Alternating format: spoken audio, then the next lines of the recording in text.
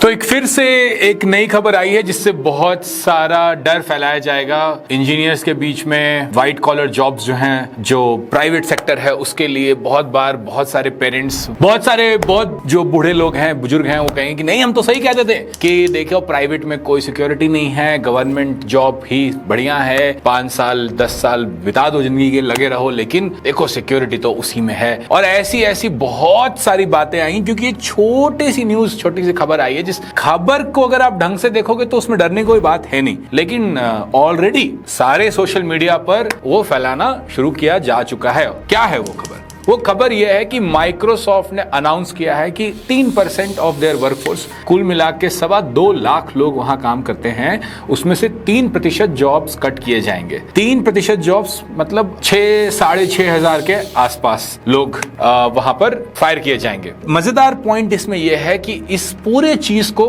क्योंकि माइक्रोसॉफ्ट ने खुद ही कहा कि एआई के कारण हम फायर कर रहे हैं, मतलब एकदम इन एग्जैक्ट शब्दों में नहीं कहा है, लेकिन ये जो एआई और जॉब कट अगर आप एक वर्ड क्लाउड में साथ में डाल दो तो भयानक पैनिक का माहौल होता है। जाहिर सी बात है कि एज स्टूडेंट या एज जॉब प्रिपरेशन करने वाले बच्चे या फिर इवन जो लोग जॉब में हैं, आपको डर तो लग रहा होगा। तो थोड़ा सा समझ लेते हैं, कहते ना कि डर के आगे जीत है। तो अगर हम डरना थोड़ा सा छोड़कर 5-10 मिनट के लिए उस पर वॉक कर ले, समझने की कोशिश करें तो क्या हो रहा है यहाँ पर, क्यों एआई से जॉब जा रही है। सबसे पहले तो एक छोटा सा एग्जांपल लेते हैं। एक कंपनी है और वो कंपनी 3 चीजें बनाती है। क्या बनाता है? एक टॉर्च बनाती है, एक चार्जर बनाती है और एक पावर बैंक बनाती है। ठीक है, 3 चीजें बनाती है। कंपनी का बढ़िया धंधा चल रहा है, पैसे अच्छे बन रहे हैं, स्टॉक मार्केट भी सही चल रहा है। अब कंपनी एक दिन कहती है कि देखिए हम लोगों को फायर कर रहे हैं क्योंकि हम जो है पावर बैंक के ऊपर अपनी एनर्जी लगाना चाहते हैं। तो टॉर्च डिवीजन से जो लोग हैं वो फायर हो रहे हैं। तो लोग क्या कहेंगे कि देखो अब लोगों को पावर बैंक के कारण जॉब लूज करना पड़ रहा है। तो आप बोलोगे यार ये तो बड़ी एब्सर्ड सी बात कर रहे हो, ऐसी बकवास बात है, आप कर भी कह सकते हो। पावर बैंक थोड़ी जॉब खा रहा है। तो जब इस एग्जाम्पल को हम देखते हैं कि टॉर्च, चार्जर और पावर बैंक में जब कोई बोलता है कि पावर बैंक अब ज्यादा पावरफुल हो रहा है, क्यों? क्योंकि भैया अब टॉर्च नहीं खरीदते लोग, अब फोन में पावर बैंक लगा लेते हैं, टॉर्च की तरह भी यूज कर लेते हैं। तो ऑब्वियसली मार्केट उधर शिफ्ट कर गया है। जरूरत जिस चीज की है उसके तरफ प्रोडक्शन को बढ़ाया गया है। इससे इलेक्ट्रॉनिक्स इंजीनियर की जॉब को खतरा नहीं है, इससे बस एक मार्केट सेगमेंट जो था टॉर्च पे जो था, उससे एनर्जी को शिफ्ट करके लिटरली पावर बैंक की तरफ ले जाया जा रहा है। इसी चीज को जब हम एआई के बारे में सोचते हैं तो हम ये क्यों सोचते हैं कि एआई सॉफ्टवेयर इंजीनियर्स की जॉब खा रहा है? नहीं, माइक्रोसॉफ्ट जैसी जो कंपनी है, बहुत बड़ी कंपनी, बहुत बड़ी कंपनी, आप मतलब इमेजिन नहीं कर सकते। उसके अंदर इतने प्रोडक्ट्स हैं, इतने डिवीजन हैं, इतने पुराने डिवीजन्स हैं जिनमें बहुत जगह पे लोग बैठे रहते हैं। फिर कंपनी कहती है कि देखो भैया हमें जो है इसमें से ये डिवीजन पे अब हमारा कोई फोकस नहीं है, अब हम टॉर्च नहीं बनाना चाहते हैं, तो जो लोग टॉर्च में हैं उनको हटाओ। इसका ये बिल्कुल मतलब नहीं कि एआई सॉफ्टवेयर इंजीनियर की जॉब खा रहा है। नहीं, अगर आप जो प्रेस रिलीज है, जो अनाउंसमेंट है, अगर उसको भी आप पढ़ोगे तो वो बस ये कह रहे हैं कि हम एक स्ट्रैटेजिक इन्वेस्टमेंट जो है मूव कर रहे हैं एआई की तरफ। तो जो लोग उस डिवीजन में नहीं है, उस ऑर्ग के अंदर नहीं है, उसमें से कुछ लोगों को हम कह रहे हैं भैया जॉब नहीं करना हमें। जैसे आपको एग्जांपल देते हैं, जैसे स्काइप, माइक्रोसॉफ्ट ने स्काइप बहुत पहले एक्वायर किया और एक टाइम पर स्काइप बहुत बढ़िया चलता था, पर आज के टाइम पे व्हाट्सएप के कारण स्काइप की मार्केट तो मतलब बिल्कुल ही खत्म हो गई। तो कंज्यूमर स्काइप जो कहते हैं, देखिए माइक्रोसॉफ्ट के अंदर टर्मिनोलॉजी यूज होती है कंज्यूमर और एंटरप्राइज। तो एंटरप्राइज मतलब कंपनीज को जो हम बेचते हैं, तो एंटरप्राइज जो बिक रहा है वो टीम्स की तरफ चला गया, और कंज्यूमर जो है वो भी टीम्स का उसका प्रोडक्ट आया, लेकिन उतना चला नहीं है। बट कंज्यूमर बिहेवियर में तो व्हाट्सएप ज्यादा हो गया। आज के टाइम पे आप वीडियो कॉल करते हो तो या तो आप एप्पल वाले हो, यूएस वाले हो तो फेस टाइम कर रहे हो, और अगर बाहर हो तो व्हाट्सएप वीडियो कॉल्स कर रहे हो। तो क्या कहेंगे हम कि स्काइप वाले लोग फायर हो गए, पर स्काइप वाले लोग जो फायर हुए तो कंपनी का फोकस है कहां? इसको समझने के लिए हमें थोड़ा सा और समझना पड़ेगा कि कंपनी का मालिक कौन है। एक जो पब्लिकली ट्रेडेड कंपनी होती है उसका मालिक कौन होता है? मालिक कौन है उसमें घुसने के पहले 2 मिनट ये भी समझ लेते हैं कि जब आपके दिमाग में, क्योंकि डर तो अभी तुरंत तो जाएगा नहीं कि भैया सॉफ्टवेयर इंजीनियर का जॉब क्या सच में एआई खा जा रहा है। तो बहुत सारी खबरें पिछले कुछ महीनों से आई है, मेरा काम है इस चीज को देखते रहना। जैसे अभी कुछ दिन पहले एक खबर आई कि विंडसर्फ को चैटजीपीटी यानी कि ओपन एआई ने एक्वायर किया $3 बिलियन में। क्यों भाई, क्यों करा $3 बिलियन में एक्वायर? अच्छा ठीक है, चलिए छोड़ देते इसको। डेविन जो कहा था कि भैया ये तो सॉफ्टवेयर इंजीनियर किलर है, डेविन एआई, आपने देखा होगा, बहुत लोगों ने बहुत सारे वीडियोस बनाए थे कि क्या डेविन ले लेगा आपकी जॉब, शायद मैंने भी बनाया था, पता नहीं। तो उस समय मैंने ये कहा था कि भैया सॉफ्टवेयर इंजीनियरिंग जो है वो एक बड़ी कॉम्प्लेक्स, एक जटिल चीज है और ऐसे ही जो एआई की करंट कैपेबिलिटी है वो उठकर इसको नहीं कर सकती। तो डेविन काफी फ्लॉप हो गया, उस पर फिर से एक वीडियो बनाने की बहुत इच्छा है मुझे, बनाऊंगा। पर डेविन अब सर्च स्पेस में घुस रहे हैं सॉफ्टवेयर इंजीनियर को रिप्लेस करने की जगह। तो सॉफ्टवेयर इंजीनियर्स अगर रिप्लेस हो रहे होते तो आज के टाइम पे ओपन एआई हो या फिर आपका परप्लेक्सिटी हो या फिर माइक्रोसॉफ्ट ही क्यों ना हो, सॉफ्टवेयर इंजीनियर्स की इतनी डिमांड क्यों होती? क्यों $3 बिलियन खर्च करके एक कंपनी को अक्वायर किया जाता है? अरे सामा भैया कहते हैं कि सुनो ओ चैट जीपीटी, एक विंडसर्फ का हमारा वाला भी लिख दो और सुनो कल तक कर लेना, अब तो तुम एआई हो, बहुत चालाक हो गए हो, तुमसे तो हो जाना चाहिए। और एआई बोलता कि मालिक आपने कह दिया, बस कल आइएगा कोड मिलेगा। उनको तो $20 का भी दिक्कत नहीं है, $20 से ज्यादा खर्चा कर सकते हैं, $100-200 वाला भी प्लान ले सकते हैं। लेकिन यहाँ तो $3 बिलियन खर्च करके सॉफ्टवेयर इंजीनियर के द्वारा बनाया गया सॉफ्टवेयर इंजीनियरिंग के लिए यूज करने वाला टूल खरीदा गया है। तो जब ऐसी भ्रामक, ऐसी अजीबोगरीब बातें लोग फैलाते हैं कि एआई सॉफ्टवेयर इंजीनियर की जॉब ले रहा है, तो उनकी मतलब सच्चाई से बहुत बहुत दूरी है, काफी दूर है। और इसलिए डर का माहौल बनाना मजा आता है लोगों को कि चलो आज कुछ नया मिला है, पैनिक पे कुछ और पैनिक करेंगे। और ठीक है, वापस आते हैं माइक्रोसॉफ्ट ने ऐसा क्योंकि इसको और अच्छे समझते हैं। माइक्रोसॉफ्ट का मालिक कौन है? माइक्रोसॉफ्ट के मालिक श्री 1008 सत्या नडेला जी नहीं है। कौन है? पब्लिक मार्केट, जिसको वॉल स्ट्रीट कहते हैं, वो है। शेयर प्राइस बनाना, बढ़ाना कंपनी का एकमात्र लक्ष्य है। आज के टाइम पे माइक्रोसॉफ्ट का P/E यानी कि प्राइस बाय अर्निंग रेशियो 37 है। 37 का मतलब ये है कि ये तो बहुत बड़ा नंबर है। इसका मतलब ये है कि जो मार्केट है वो कह रहा है कि माइक्रोसॉफ्ट आज जो कमा रहा है वो छोड़ो, एक दिन इतना पैसा बनाएगा कि हम सब माला माल हो जाएंगे। यही कहानी है स्टॉक मार्केट की और इसी कहानी को माइक्रोसॉफ्ट को अपने स्टॉक होल्डर्स को बेचना होता है। अब एक दिन इतना पैसा कमाएगा की कहानी में क्या इतना पैसा कमाएगा? तो नई कहानी जो पिछले कुछ सालों में आई है वो ये है कि एआई से हर तरफ जॉब कम हो जाएगा, हर तरफ ऑटोमेशन बेटर हो जाएगा, हर तरफ खर्चे कम होंगे और फायदे ज्यादा होंगे। तो इसीलिए माइक्रोसॉफ्ट ने खुद को एज एन एआई लीडर अपने आप को पोजीशन किया है। मतलब एक वीडियो शायद आपको याद होगा, सत्या जी ने कहा था कि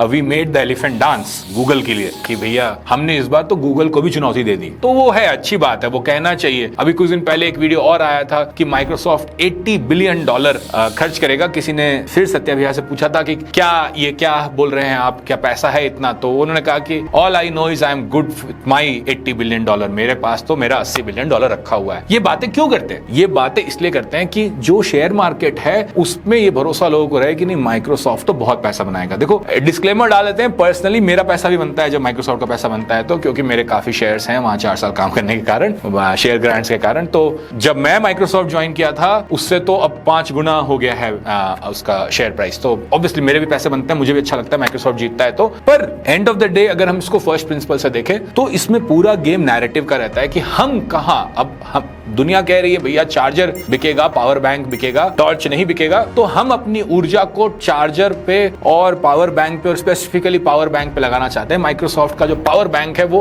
अज्योर है। हर किसी को कल को एआई को ट्रेन करने के लिए, अपना एआई डिप्लॉय करने के लिए भिन्न भिन्न प्रकार के जीपीयू के क्लस्टर और सर्वर और चीजें लगेंगी। और माइक्रोसॉफ्ट कह रहा है देखो हम उसके लिए तैयार हो रहे हैं, क्योंकि वो एक बहुत भारी इन्वेस्टमेंट होता है। आप जब खरीदते हो ये महंगे महंगे सर्वर, महंगे महंगे क्लस्टर्स, तो एक बहुत भारी इन्वेस्टमेंट होता है और उस इन्वेस्टमेंट को आपको ऑफसेट करना होता है विथ टाइम। तो अगर आप इन्वेस्ट कर रहे हो, कंपनी चला रहे हो, तो आपको उसके साथ साथ ये नैरेटिव भी बेचना पड़ता है। देखो अगर आपको कोई डराता है और आप डर जाते हो तो आपको इस चैनल को बिल्कुल से सब्सक्राइब फॉलो कर लेना चाहिए, क्योंकि यहाँ बड़े आराम से शांति से मैं आपको करियर की बात बताता हूँ कि भैया करियर में करना क्या है और बनाना कैसे है। तो सब्सक्राइब करना, लाइक करना, शेयर करना बिल्कुल मत भूलना। इसी मालिक को इंप्रेस करने की बात में एक और चीज होता है कि भैया हम बहुत फोकस्ड है, तो जो चीजें पैसा नहीं बना रही हैं, जो चीजों का मार्केट नहीं चल रहा है, हम बिल्कुल निर्दयी हैं, निर्मम हैं उस मामले में। हम वहां से लोगों को हटा देंगे, काट देंगे, कटिंग करेंगे, जॉब कटिंग करेंगे। इसको भी स्टॉक मार्केट बहुत रिवॉर्ड करता है अभी के टाइम पे। एक समय था जब ज्यादा इंजीनियर हायर करने को रिवॉर्ड किया जाता था। अभी के समय पे हर बार जब आप फायर करते हो आपका स्टॉक प्राइस थोड़ा और अच्छा हो जाता है। तो आप वो गेम भी खेल रहे हो, बिल्कुल उसमें भी कोई दिक्कत नहीं, बढ़ाइए भैया प्राइस बढ़ाइए, कोई फर्क नहीं पड़ता। तो ये एक चीज है। क्यों इसको क्यों रिवॉर्ड किया था ये भी थोड़ा समझ लेते हैं। क्योंकि क्योंकि आप क्या कह रहे हो भैया, खर्चे हम कम कर रहे हैं और फ्यूचर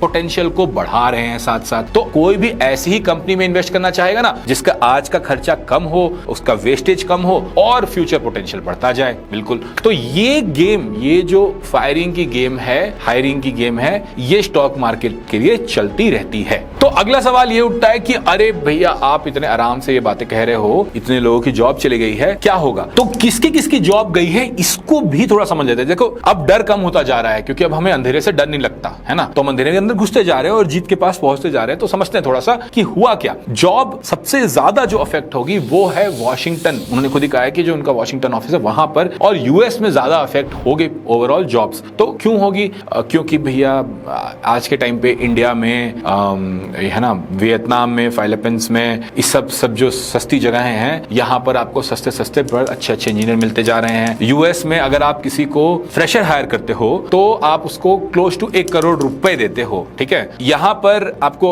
एक बढ़िया अच्छा डेवलपर मिलता है, 10 साल एक्सपीरियंस, जिसको एक्चुअल में कंप्यूटर साइंस में बहुत इंटरेस्ट है, और आप उसको 1 करोड़ रुपए देते हो। तो फ्रेशर वर्सेस 10 ईयर्स एक्सपीरियंस में आपको ज्यादा फायदा होता है। सीनियर सॉफ्टवेयर डेवलपर मिल जाता है आपको 1 करोड़ में। तो आप कॉस्ट को भी इधर लेके जाना चाहते हो, तो इस तरह से जब आप एक डिवीजन बंद कर रहे हो तो आप उसके इंजीनियर को यहां से वहां ले जाने के बजाय सोचते हो कि उन इंजीनियर्स को हम ऑफशोर ओवरसीज कॉस्ट सेंटर्स पे हायर कर लें, तो हम वॉल स्ट्रीट को और खुश कर पाएंगे, अपने मालिकों को, अपने आकाओं को और प्रसन्न कर पाएंगे। ठीक है, तो होगा क्या? पहली बात तो भैया जो हमारी तो इंडिया में तो कभी जॉब की और अच्छे सॉफ्टवेयर इंजीनियर के जॉब की दिक्कत नहीं हो रही अभी। और मैं अभी क्यों बोल रहा हूं? अभी इसलिए बोल रहा हूं क्योंकि मैं बार बार ये कहता रहता हूं कि यार लोगों ने बड़े लंबे लंबे फेंके हैं, हाके हैं कि एजीआई आएगा और उसके बाद सब घर बैठ जाएंगे, किसी को कुछ नहीं करना पड़ेगा, यूबीआई आएगा, यूनिवर्सल बेसिक इनकम होगा। मुझे नहीं पता ऐसा होगा कि नहीं होगा, मुझे नहीं लगता ऐसा होगा, लेकिन जब वो होगा तो देखा जाएगा। अभी तो ऐसा कुछ होता नहीं दिख रहा। तो जो लोग फायर हुए हैं यूएस में, उनका क्या होगा? दूसरी कंपनीज में जॉब ज्वाइन करनी। दूसरी चीज ये है कि जिन लोगों की जॉब जितनी बार भी इतने बड़े बड़े कंपनीज में जाती हैं, पहली बात आप ये समझ लो कि